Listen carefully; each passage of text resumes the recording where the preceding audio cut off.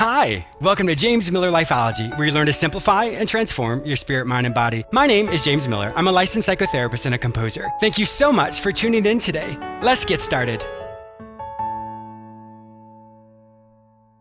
I wanted to take just a quick moment to thank you all who continually support and listen to James Miller Lifeology. I have been so blessed and honored by your continual support. I wanted to make sure that you don't miss out on anything exciting that's happening over here. So make sure you sign up for my free newsletter at jamesmillerlifeology.com.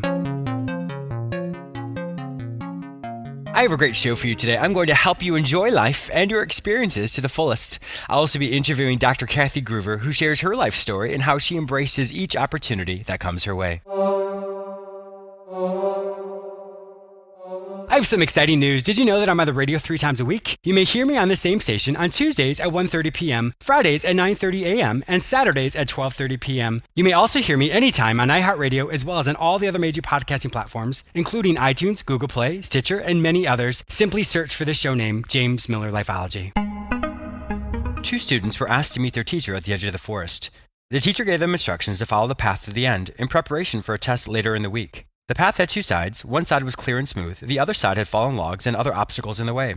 One student chose to avoid the obstacles, running around them and taking the easiest path to the end. He felt clever as he dodged through without a problem. Now the second student chose to tackle the obstacles, battling through every challenge in his path. The student who chose the easy path finished first and felt very proud of himself. "I'm glad that I chose to avoid the boulders and logs. They were only there to slow me down," he thought to himself.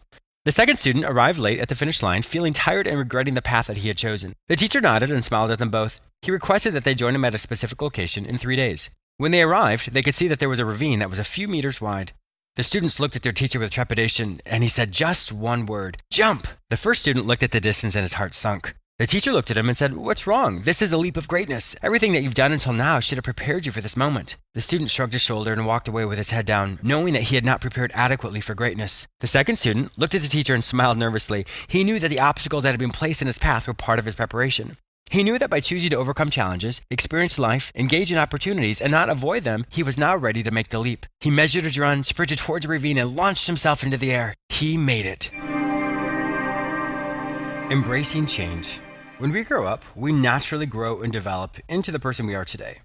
From a little child, we start out drinking our mother's milk, then we switch to semi-solids, and then we eventually switch to solid foods. That is a natural change and progression in our life. We go to school, and then we find our career, and eventually we find our spouse and start our family. Granted, that's not necessarily the path for everybody, but that typically is what the quote-unquote American dream is for many people. When we find our path and we create our routines for ourselves, we often become very stuck and regimented in what that life looks like. When we have opportunities that kind of rock the boat, or opportunities that maybe cause us to grow and change and develop, often we shun those situations because we're very comfortable where we are. There's absolutely nothing wrong with being comfortable with your life, but that comfort can unfortunately turn into mediocrity. Mediocrity is essentially just doing the same thing over and over again, and you're really not growing and developing the way you were when you were younger. Each experience that happens in our life shapes and molds us into the person we are today.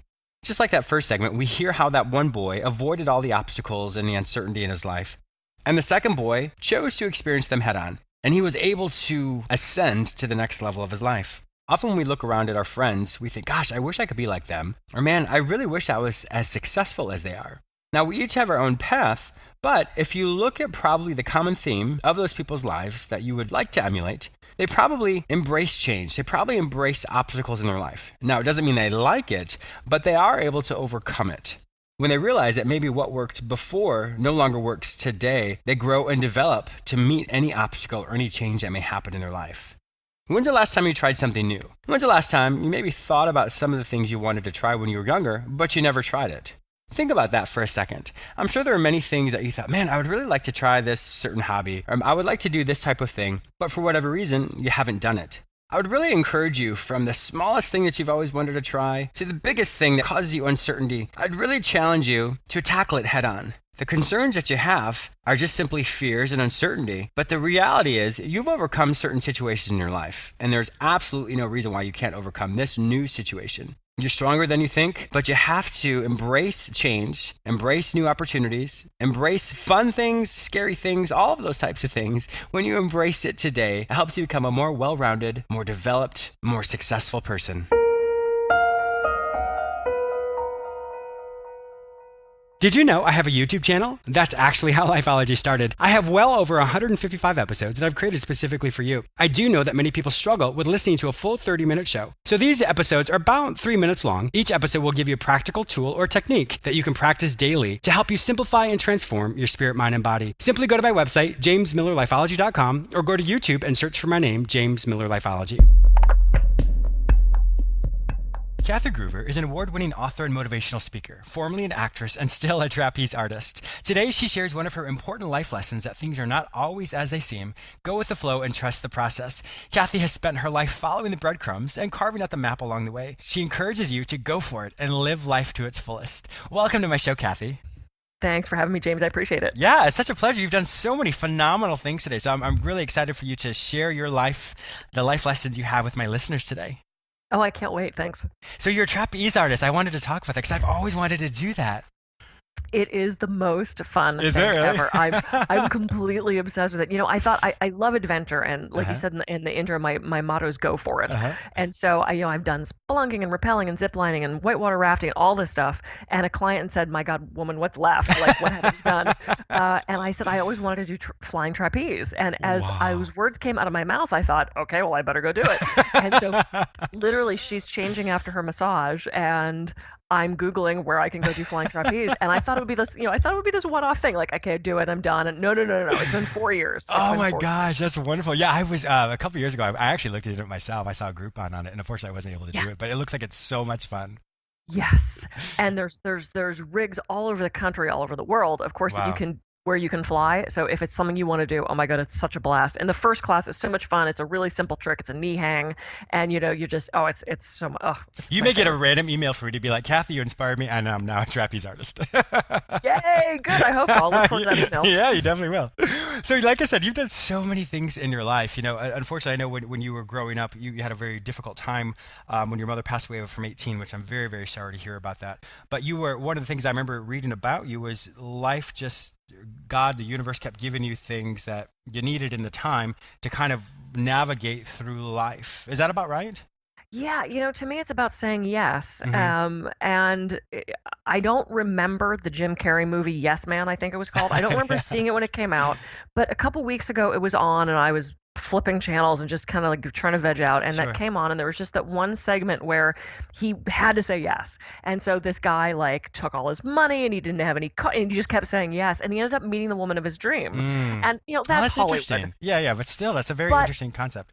But it's the same thing. And like you said, I followed the breadcrumbs. I had no plan of doing these things that I do now. I was an actor. I was a theater major. I did not expect to be in a healing field, to be writing, to be lecturing, to do these things that I do. And I just simply said yes to it all. And this is where I ended up. And I really believe that we're put in situations where we're supposed to be. And we don't always like them. They're not always pleasant. But they are moving this story forward, because without that conflict, without that adversity, we don't grow. If it's always sunshine and rainbows, we don't learn anything. Correct.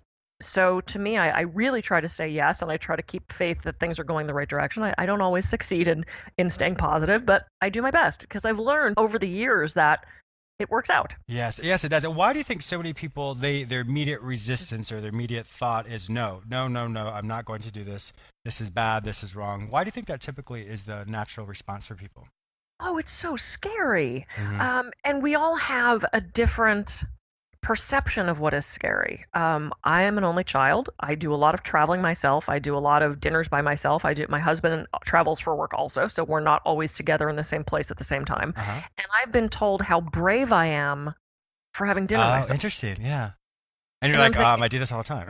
Yeah, I'm like, okay, is there a camera? Am I being punked? Because like, why is that brave? Brave is running into a building to save a child. Brave is being a soldier, being a police officer. Me having dinner by myself is not brave. That's relaxing, so everybody has a different perception. So the things that I do, the things that you do, the things that other people do, other segments of that population goes, I don't understand that, and that's weird, and that's scary, and I could never do that, or the phrases I hear all the time. And to me, it's about options. It's about looking at those things in front of you and saying, I'm going to do that. And I totally agree with you. I think that baseline of conflict that we all experience does determine our resilience, because many times we think, oh, I've never experienced this before, so I could never do this, or I don't know what to do. But when we really kind of stop and think, and this is kind of the reframe where I like to tell people is, you may never experience that particular event before, but you've experienced that sense of fear before. You've experienced that sense of trepidation. You've experienced that sense of sadness or loss. And now look at you. And maybe years later, but now look at you are. So you've experienced it, but I think we get lost in the details of the new thing that's in front of us, or the new closed door, or the new loss of some sort. And we don't look at the fact that we've experienced all this before. We really do have a baseline for it. Or we just simply have to now invoke what it was we did before, the healthy things. And that's how we're going to get over it. So I think it just comes back to a lesson is always going to be brought in front of us. And once we really capture it and realize it, then it's no longer quote unquote scary anymore, because we experience it. And then we just automatically implement what we've done before. And then those lower level, if you will, lower level adversities in our life are no longer that at all. They're just simply a stepping stone, no longer a stumbling block. Exactly. And if we look back to that thing that we were so scared of doing 5 years ago, now we're like, yeah, whatever. I mean, remember the first time you drove a car? Yeah. Oh my gosh. Yeah. I think my parents are more scared than I was. Well, and I'm sure if they think back to that, they survived too, I hope. Yes. I learned to parallel park, because this was back when you actually had to parallel park to pass the driver's test. And I really wish they'd institute that again. I learned to parallel park between my father's brand new car and my father. Oh my gosh, Kathy, I'm freaking out for you right now. So if I messed up, I either hit the car or oh my gosh, ran down my own father. And I remember thinking, man, I better hit my dad, because if I hit the car, he's gonna kill me. But that was, and I'm sure he thought he was spry enough to jump out of the way, which also maybe wasn't the smartest thing on his part. But I remember being so, we didn't know how the pedals worked, and you slam on the brake and the gas, and you didn't know. And it was this scary process. And now, do we think about how to drive? Mm-hmm. Yeah. No, we just do it. It's become this automatic thing. But if we had to now explain to somebody else how to drive, and I don't have kids, so I'm not going to have to teach someone how to drive, but we have to figure out how to make it not automatic anymore. Yes. Because now we have to break it down, and we used to not be able to know how to walk or talk, and I don't have to think about the words that are coming out of my mouth before I say them. They just do, which is fascinating. Yes, so all these things become natural, and if you try something new, and I'm always both my husband and I are always encouraging people to try something new. If you don't like it, you don't ever have to do it again. Exactly. And I think that's the thing. Well, I think it also goes back to so many people don't want to try something new. It's because they then focus on what I'm all of a sudden a failure if I'm not the perfect, the best at it, or what will people think of me? And when that happens, that limiting self-belief based off of what society deems is an expert or not expert, or our own perception of how we fit in with the world, I think all those silly thinking errors or thinking perceptions stop us from simply trying something that's could potentially lead us in the direction we're supposed to go, could lead us in, like that movie, he met the woman of his dreams. Those new experiences allow us to have a much more expansive life, a much more expansive worldview, and it allows us to live life to its fullest and not based off of these small little parameters of what is right, what is not right, based on how well we perform or not perform. Yeah, we limit ourselves so much, and to me, life it should be limitless. We only have so much time for so many experiences. But I get to do a lot of traveling for my speaking, and I was recently in Scotland, and I was desperate. Oh, God, it was amazing. But I want to experience the culture, and I want to experience the local foods and the local beverages, and that's why I'm there. And I was at this little bar. I thought they had food there. I was starving, and so I said to the bartender, is there a place close by that I can get food? And she said, well, there's a Subway. And I said, no. She said, well, if you go down, there's a Hard Rock Cafe. And I'm like, no, I don't. No, I know I don't have the same accent as you, but I don't want American crap. Like, I don't want to eat that in America. So I want haggis and a meat pie and whatever that sloppy thing is that you're having. I don't want to go to those. It's like that's the point to me of traveling and experiencing those things. And you know what? If they bring me a plate of haggis and I don't like it, I don't have to ever have it again. I don't have to finish it. And if you do the math on how many meals we have in our lifetime, one that I don't like, that's probably kind of okay. It's like, it's not that big a deal. Because I've had people say, I don't want to eat that. Why would you not try that? Yeah, exactly. I've got it on my plate. Take a piece of it, and they won't try it. Yeah, and I think that's a as if great to point. ruin them. When you look in the grand scheme of things, where does this one event, whether you quote unquote fail or you're very successful at it, is irrelevant. The point is, where does that fit in the spectrum of how many moments you've had in your life? It ranks very low on that. You try something new, like the food, and 6 months later, you totally forgot about it. A week later, you forgot about it because you didn't like it. What didn't resonate with you? You forgot about it. And that's the thing. People often think that one event they have, and of course, I'm not talking about necessarily traumatic events, but I'm talking about Sure. an experiential event. They think that it's going to redefine them to such a way, and it's not. It just enhances your life, or it's a funny memory later on, or it's an event where you can be like, oh my God, that was the worst food ever. Right. But it becomes a memorable moment, and if you don't like it anymore, your mind will consciously forget about it. Well, but saying that, what's so interesting? Here's two contrasting stories. So when I was a little kid, I grew up in Pittsburgh, and we had this thing called jumbo. It was bologna, but we called it jumbo because Pittsburgh has its whole own set of language. Okay. So I was eating jumbo, just grabbed a piece out of the container, rolled it up. I must have been, gosh, I don't even know, 3, 4, 5, whenever your baby teeth are falling out. And I bit into the piece of jumbo, and one of my baby teeth came out.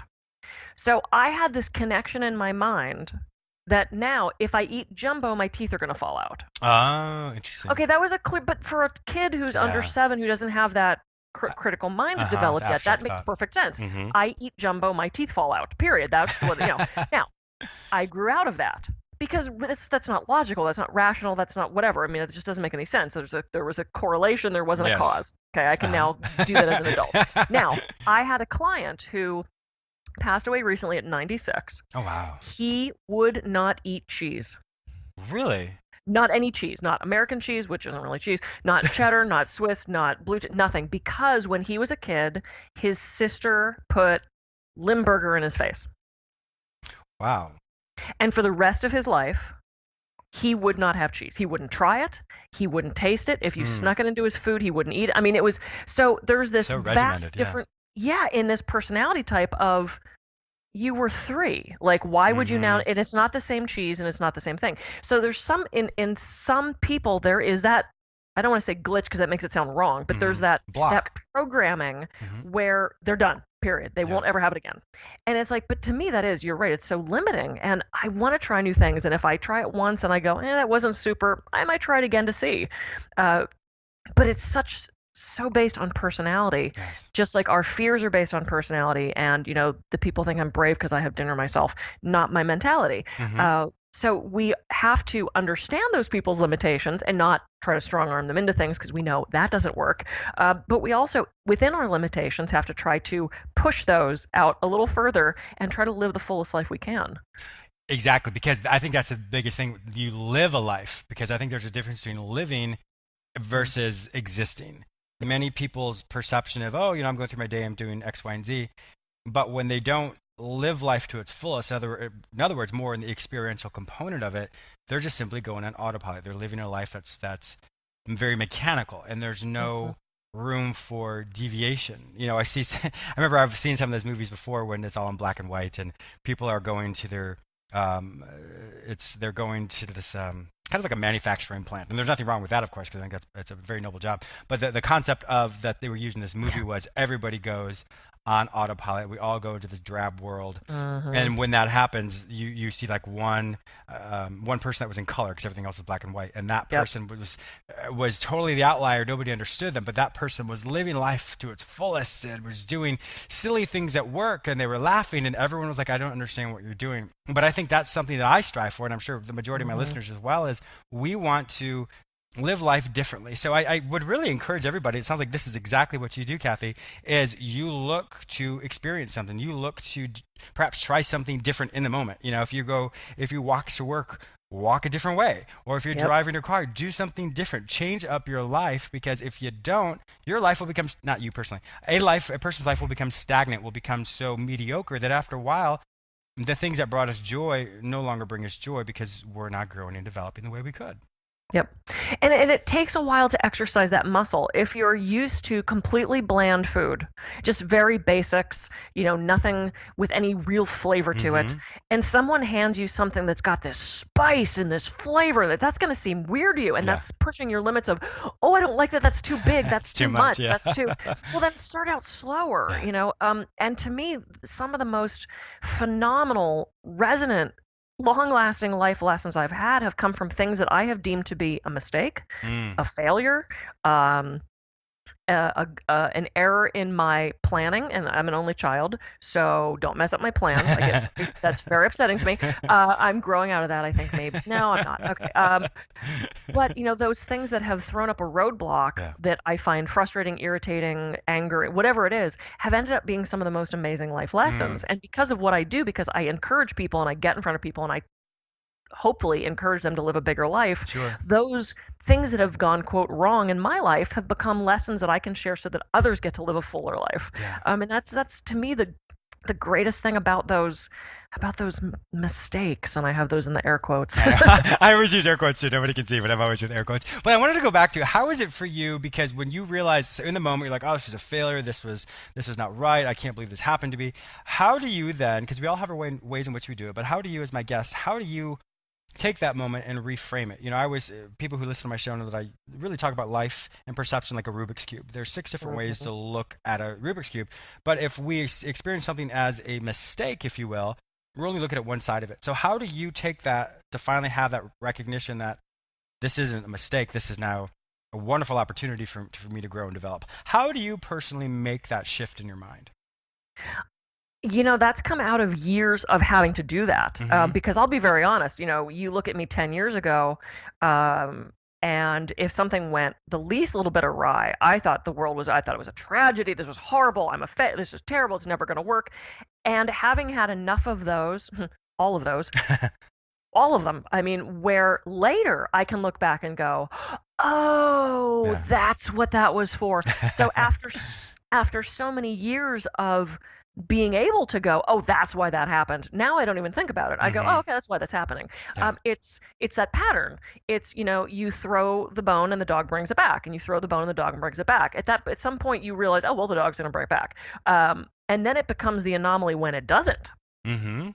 So to me, And that that's closed door when it happens, like, oh my gosh, wait, it's not coming back. But that closed door is just a different version of that lesson.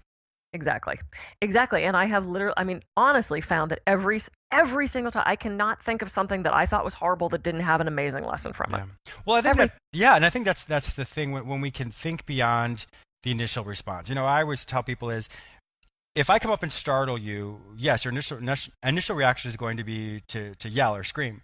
But if you then yell and scream for the next hour, well, that really doesn't make sense. That's just weird. We've got a problem, and I'll talk to you in a different way. But I think that's a difference when we can differentiate between what's the healthy choice, what is a healthy response, in the sense of this second, I am really upset. But if I then take that anger and frustration for the next week or the next month, well, just like me scaring you and then you're yelling for the next, for next hour, it doesn't make sense. So when Yep. we think of it in that respect, there's a difference between an initial response versus a conscious or subconscious or unconscious reaction that we hold on to longer than we really should. Because then that really stops us from saying, wait a minute, so what am I going to do with this? Is this going to be a stumbling block or is it going to be a stepping stone? So I really try to have people realize, and that's why I was asking for you specifically, how you're able to move to that next level of not having that conscious or unconscious reaction, because then you simply say, this is going to change. This is going to resolve itself in some way. Yep. And I also have the ability to do that. And there are skills that go along with that as well. Mm-hmm. And I love the fact that you differentiated between respond and react, because those are two different Oh, things. totally. And Yes. what trains us to respond is things like mindfulness, Mm-hmm. meditation, affirmations and visualization, and anything we can do to stay present. Yes. Having that presence is the key to this, because if you're flying off into some fantasy world of, oh my god, he scared me right now and I'm really upset about that, what if he scares me again? Mm-hmm. Because the last time he scared me, that felt really, and suddenly we fly off into this Yes. this created TV show in our minds, and we're the only species that can do that, which is fabulous and terrifying at the same time. But, we have enough stress from the outside. We don't need to create that in our minds. So if you are now up in the middle of the night worried about, oh my God, what if James scares me again? This is going to be, how am I going to react to that? That's you. That's that person. That is not what James did anymore. That is what this reaction is. And so often our reactions are so much bigger than they need to be because they come from past experiences. They come from past hurts. They come from these knowns and these unknowns deep in our subconscious. And something like 82% of what we do is from the subconscious. Mm-hmm. Yeah, it's only 12% of us is conscious. Oh, it's how do we win? How do we beat those odds? I completely agree, because I think it goes back to when we get caught in the hypothetical worry or our past, that is not actionable. Life is all about taking choices, taking risks. Let me back up. Taking healthy risks.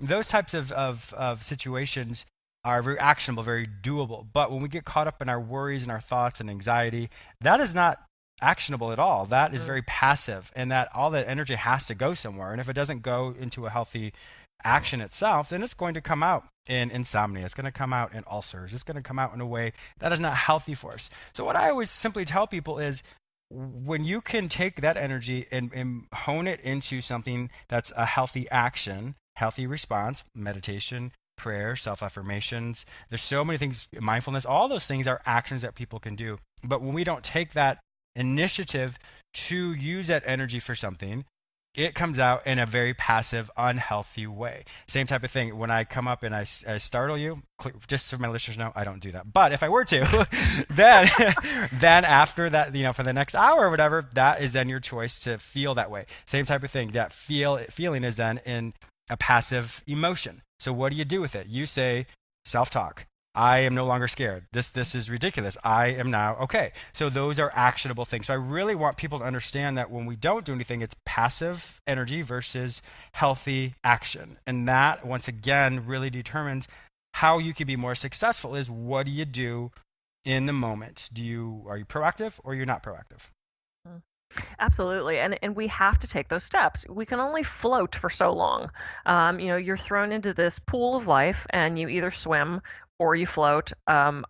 At some point you have to swim. You can't just lay there. Mm-hmm. And I understand that we have times where we need that break. We need that, okay, I can't handle this right now. I need to go away for a second, whether that's mentally going away or physically going away. But that's an action, though. That. Yeah, that's definitely an that's a very good point. Yeah, because it's a different form of action, but it's a choice versus that we getting reactive. It's like, oh my gosh, what am I going to do? What am I going to do? And that's just simply allowing the event to dictate what you will or won't do. Yeah, it's about choice. Yeah, it definitely is that choice. Kathy, it has been an absolute pleasure speaking with you today.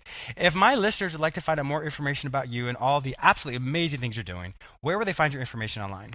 Yeah, absolutely. I have two websites. The first is thealternativeMedicineCabinet.com, and the second, specifically for my public speaking, is KathyGruver.com. And I'm all over social media, so come find me on Facebook and Twitter and LinkedIn and Instagram. Excellent. Well, Kathy, once again, thank you so much for being a guest on my show today. Thanks for having me. I appreciate it. I also want to thank you, the listener, for tuning in today. Please subscribe to this radio show through whichever portal you joined with us today, or please go to my website where you may sign up for my free newsletter, watch my YouTube episodes, read the articles I've written specifically for you, or you may enroll in the Lifeology Academy, where you can take self-directed courses which will help you simplify and transform your spirit, mind, and body. If you'd like to personally work with me, be a guest on, or advertise on this show, simply visit JamesMillerLifeology.com. Be sure to follow me on all social media platforms under the name James Miller Lifeology, except for Twitter, which is James M. Lifeology. Once again, thank you so much for your support, and I'll talk to you soon.